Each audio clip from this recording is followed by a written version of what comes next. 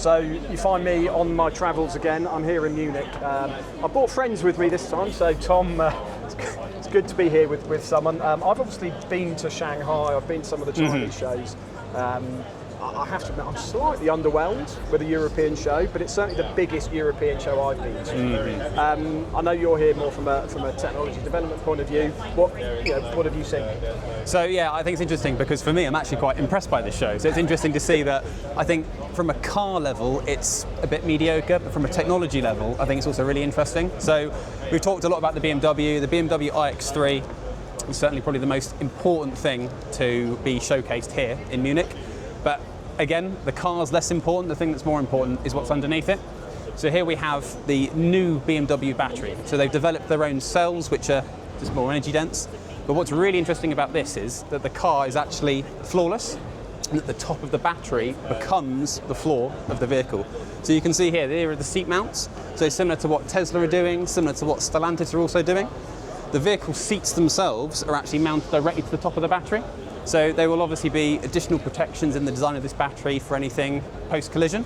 But again, for me, this is a kind of interesting thing that we're starting to see from BMW, and this kind of showcases that moving forward with their future platforms, this is the design that they're going to go for. So interesting, talking about mounting onto there. To me, that's a bit of a red flag because straight away that's a manufacturing thing. They're doing that for manufacturing. How do they reduce manufacturing as much as possible? What's that going to mean from a strip down in terms of a repair? Yeah, well, that's the interesting point, isn't it? Because we know that BMW are really trying to emphasise their repairability of their batteries, but we're not really sure what that means in the real world. So they are providing some parts for the components, but that's for current vehicles. Whether it will be the same for this kind of design, we'll have to kind of wait and see. But even considering, I've got to do some welding on a ship, for example, I've got to take the battery out of that car. Does that mean it's a full interior strip down? Yeah, we don't know, but because we do know it's a structural battery, it's the same problem we've got now. So if you do take the battery out, that car has to stay on the ramp, otherwise it's going to completely buckle. So very interesting design. I haven't been able to speak to the guy. Apparently that guy over there is the battery person to speak to. He's the guru. So we will try and grab him later to talk about repair, post-collision diagnostics, all these sorts of things. Because if anyone's thought about it, I think it's going to be BMW. So channeling my inner Martin Brundle, should we go for a grid walk? Let's go for a wander, yeah, why not? Let's go for a grid walk, right. We're not sure how this is going to work, so if we make anyone seasick, apologies. So actually on the BMW stand, let's talk about the BMW stand.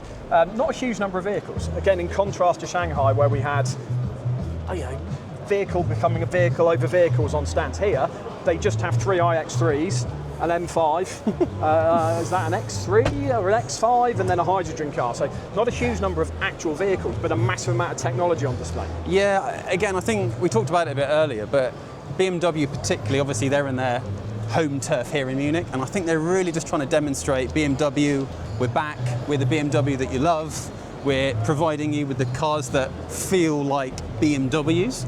And again, the iX3 is kind of where they're trying to lead the charge with the new electrification. But you're right, there's nothing really interesting car-wise bar the iX3. Interesting you say that though, BMW. I'm getting the feeling that a lot of these Western brands or the European brands are really pulling on that here. There's an awful lot about brand. Not a huge amount about product. Whereas the Chinese, it's the other way around. The Chinese, it's product, but not a huge amount brand. So it's an interesting take, very different to, again, in Shanghai, where it was all about the product. I do feel like those European manufacturers are really pulling on the brand. Absolutely. Well, the Renault have got, they're selling T-shirts and hats, aren't they, in the town centre? And they've got the Renault 4 out and the 5, which, again, great cars, by the way. Interesting, great little cars. But they're not really demonstrating the tech. They've got the cars out there in, orange and green and yellow to sort of attract the eye, but they're not talking about the tech. All the Chinese brands are really trying to showcase that for the price, you get so much for your money. But the focus from the traditional Western brands, I don't know, doesn't seem to be the same. Yeah. Interesting, so we've come here to the European Tech Pavilion. It's quite interesting to see actually a large number of startups. So again, it comes down to that message of technology. It's something that the Europeans do seem to be doing very well, is that kind of technology readiness level 1, 2, 3, that kind of early stage development. And we're seeing an awful lot of that here. Again, maybe not into the manufacturing, the scalability side though. No, it was really funny actually. So I was at a VW presentation yesterday around battery technology, and they've partnered with various manufacturing plants around Spain to kind of build batteries. But all they talked about was, we're nearly ready. we're nearly ready to build, but we're not actually building any batteries yet. And you're right, it's kind of the promise of, infrastructure, circular economy, but there's no tangible things yet. They're still working towards it. Yeah, and I have to say, a lot of the seminars I've been to over the last 2 days, the message I'm hearing is a very similar message to what I heard last year. There's not a huge amount of new stuff, which is interesting because there's lots of startups, lots of stuff going on, but it's making it mainstream. It's finding the business case to actually get that into the mainstream, scalable and onto people's actual cars. Yeah, and there's, unfortunately, as usual, very little talk around insurance. I did go to a talk yesterday around insurance and finance. Again, there's PwC, there was Allianz there, so there was a kind of a high-level talk around it. But it's the typical language of we need to work together, data's the key, etc., etc. Again, it's all the same message we've been hearing for 2-3 years. Yeah, it's that 10,000-foot view, but it's actually what's going to move things forward. What's going to be that next thing? Still not really manifesting itself. Yeah, I have to say I was quite interested. We've just been in a level 2 plus demonstration with Volkswagen. Actually, very impressed with it. But the driver there was talking to us about functional safety, about how they guarantee that functional safety, and actually the cost of implementing that functional safety into the systems is making the business case really, really difficult to work out how they go the next step. The system he demonstrated, I have to say, was very, very good. Far better than the Ford Blue Crew system. Almost live updates in terms of the geofencing. We came across some temporary roadworks whilst we were there. The system had already picked that up, so it was really, really good. But again, they were really struggling with the business case. How to make it affordable for what this place is supposed to be, which is mass mobility, democratising that mass mobility. I think you're right. I think we've got to the point where the problem is no longer the technological capability, right? The tech can kind of do it, but we're not there where it's going to be commercially viable or sensible. And level 2 plus, level 2.99 that we've talked about, we're never going to get to level 3, and we're going to leapfrog it and probably end up with level 4 at some point. But again, for me, I just don't think the economics work. I don't think people are going to start making money doing any of these robo-taxi deployments or anything like that. So, yeah. I think this is just an interesting place to pause, because this almost now brings us to the other end of mobility. Yeah. These heavy quadricycles, three-wheelers. Is this something that you think we're going to start seeing coming more to the UK? This very, very low end, very affordable, but potentially challenging in other ways. You talk about affordable, 18,000 euros. Okay, yeah. How much is a BYD Dolphin Surf? But again, all of these products, like you say, are trying to fill that mobility gap, and I think that mobility lines are going to continue to blur. E-scooter with a tin hat on, do people want to buy it? I don't know, but maybe for small delivery goods, last mile stuff, there's a market for it. But at that price point, I'm not sure. But it is interesting that we're starting to see these creeping in, particularly in a left-hand drive as opposed to a right-hand drive market. One thing I've noticed, the taxis in Munich, you are seeing more take-up of things like the Neos, things like GACs, where they're clearly finding it a bit easier to bring product into Germany than they are into the UK. Oh, definitely, yeah. So it is interesting that they're testing the marketplace.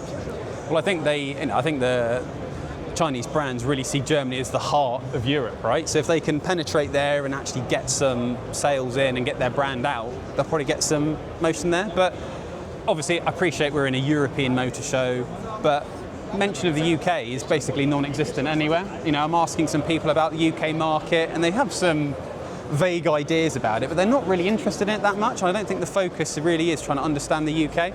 So I think there's a big place for us to try and communicate that the UK is here and we're receptive to this kind of technology. Yeah. So another kind of thing you've obviously heard me talking about China quite a lot. I've spent a lot of time in China.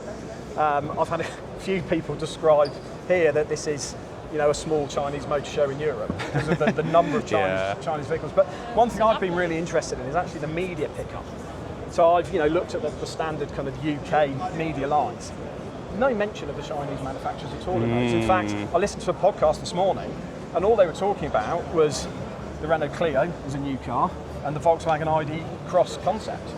There was no talk about XPeng, GAC, the fact that we've got Chang'an here with a vehicle launch this week, Avatar, I think it is, the Chang'an Huawei joint venture. How do you think we're going to get to a position where the media in Europe starts to understand what we're seeing from a technology point of Yeah, it's an interesting point, and I think it is a political one, because we're seeing similar stuff in the UK, right, where the Chinese brands are often really slated by kind of journalists and things like that, even though the product we believe is actually pretty good most of the time. But again, in the motherland of Germany, you can really tell that there's that loyalty to the German brands. And even the stand in the town centre, right? That Volkswagen stand, absolutely packed. With cars that are already in existence. Nothing new, but people love their brands. That's really fascinated me. Just the pull that the BMWs, the Volkswagens, not much on show, but actually the pull is still people massive. love that brand pull is huge. So tactically got us here. Yeah, very nice walking. Yeah, didn't bump into anyone. TOG, what do we know about TOG? Yeah, well, I'd never heard of them until you mentioned them to me. I mean, they've got a very fancy stand, which I think is pretty impressive. What do we know? Turkish manufacturer. Euro NCAP 5-star, very impressive again from a new manufacturer coming in. And I have to say, from what I've seen, I mean, it's your first impressions of these cars, so I'll let you give a first impression, but from what I've seen, actually, again, very, very competitive in terms of quality. It reminds me of a Genesis crossed with a Ford Mondeo, but in a good way. I think they look like really nice cars, and again, sat in it, felt the quality. Again, it's very surprising, but to get Euro NCAP 5 stars nowadays is genuinely pretty impressive. It's a challenge. So obviously they're making good product with good technology. But I don't know the history of TOG. I don't know why they've suddenly come into existence. Do they sell a lot in Turkey already? So to be honest, I'm not sure, but I think what's happening is we're seeing the price point become more attractive for new entrants to come in. Because all of a sudden now you're seeing C segment, D segment cars going for 50,000 plus. So I think because that price point is becoming more attractive, they think there's a market opening. Yeah. So I think that's why it's happening. Obviously we've got a huge influx of the Chinese manufacturers coming in.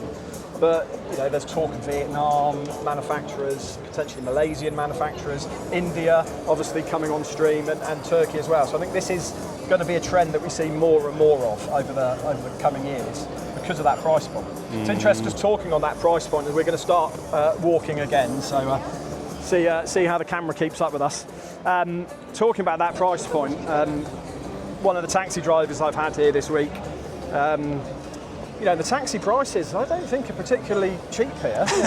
Very expensive, I'd say. Pretty expensive, but even he was saying he's not sure he can afford a new car because the price point in Germany has got to the point where cars are unaffordable. Yes, there's a lot of brand protection here. Yes, there's a lot of regulation coming, but I think that price point is going to become a real challenge for consumers in the very near future. But also from an insurance point of view, with the price of new cars going up significantly. How do you then control, from an underwriting point of view, against an asset that A is depreciating more, but B is costing more in the first place? And that's the thing, the depreciation is being talked about more and more. And in fact, even yesterday in that insurance talk I mentioned, there was a lot of talk around total cost of ownership, and I think there's that discussion now. My main concern is that what they really mean there is kind of an end of life, and there's this kind of forgotten realm that once the rubber hits the roads, whose problem is it? It's insurers' problems. And people just aren't thinking about that in that context, thinking about the repairability, the actual things that they can do to, elongate the life of that vehicle, which is the easiest way to help that total cost of ownership thing. So, but I guess it comes down to the point I made around that BMW battery is at what point does a manufacturer have to start thinking about true life costs? It seems to me that we're still spending an awful lot of time talking about manufacturing efficiencies and sustainable manufacture, and then we seem to jump straight to end of life. So it's then how do you get rid of the battery? How do you recycle the battery adequately? I've not seen anybody here actually talking about long life. How do we keep the vehicles on the roads for longer? How do we keep vehicles on roads, not on ramps? All of that messaging doesn't seem to be landing. No, I completely agree. Again, it's circular economy, battery recycling. It's kind of it's mentioned as that's a solution to the problem, but again, nothing tangible. I spoke to a few kind of battery manufacturers and diagnostics providers. Well, they provide more kind of cloud-based things for the battery passport regulation. None of them are thinking about post-collision diagnostics. Yeah. And one of them really funny said, "Oh well, none of our customers have asked for it." And of course they're not. Yeah. So again, they're not interested. Yeah. Once they've sold the car, they've sold the car. And I think this is where it's really important that the insurance industry really starts to take, take centre stage, I guess, of this is because they're the people that are going to need to understand what that after-sales world looks like and potentially start to drive some of these requirements back into manufacturers. And you know what we're doing with insurability by design, putting insurability in there as an attribute, I think that's really key because that's really what's going to drive change in the design of these vehicles moving forwards. Definitely, and I mentioned it to you yesterday, but there was a talk I went to where Lucid were on the panel, and it was great to hear Lucid talking about insurability. They actually used that word insurability and how important that is to them. So I think we're beginning to get our message put within the market, and I think people are beginning to listen, but we really need to start driving it home and making sure that people understand what can they do to really make their vehicles more insurable.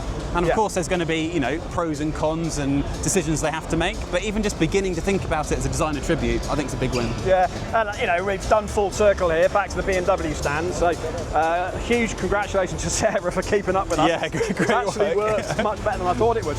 But I think this is a prime example. You know, you've got a car here that people want to keep on the road. Yeah. You've got a car here that, you know, has been designed, has been engineered, and of a time, but people want to keep this on the road. And I guess if we just kind of look over there to the new iX3, what are we doing to make sure that they're still on the road in 50, 60, 70 years' time? And how are manufacturers considering that and thinking that? But then the question we need to ask ourselves is, what can we do to make sure they're thinking about that? There's definitely a lot more to do, and I think there's a kind of like cultural revolution around what sustainability actually is. It's not just about recycled, you know, mushroom seat leather. It's actually about making that vehicle last a long time, work for the families. And we're seeing it in mobile phones, right? They're offering software updates for 7 years now. We need the same kind of mentality with vehicles so they can last 15, 20. Lots of work to do, but I think it's an exciting time. Yeah, and to me it all comes down to that long life, not end of life. Yes, end of life's important, but actually the sooner we start talking about long life of these vehicles. And to me, you know, I've said it before, I'm hugely passionate about the democratisation of mobility. You know, I don't want to move backwards. I've written about A segment and B segment cars becoming almost non-existent in Europe now because of the cost. And to me, mobility is, you know, it's something we all need. And it just feels, and being here at a mobility summit, it still feels like we're going backwards slightly. And that sustainability message just doesn't seem real. It all seems about manufacturing, as I said, you know, end of life. So, you know, that long life message, I think, and democratising that mobility, really important takeaways again for me. No, I'd agree. I think you're right. That sustainability wording feels a bit of a veneer rather than something real substance to it. And I think insurers have got a huge part to play on this. I don't think we as an industry recognise how much influence we could have. And I think if we can just get manufacturers to look beyond the sale, what happens after the sale, I think that's going to be key. Yeah, once the rubber hits the road, and what can we do? IBD message for me, that insurability by design, I think is key to that. Let's get insurability defined as an attribute for all of these manufacturers. Yeah, I couldn't agree more. And you know, we've seen the latest technologies, we've seen some old technologies as well. And I'd be interested to come back here, I believe it's every 2 years, and see what's moved on.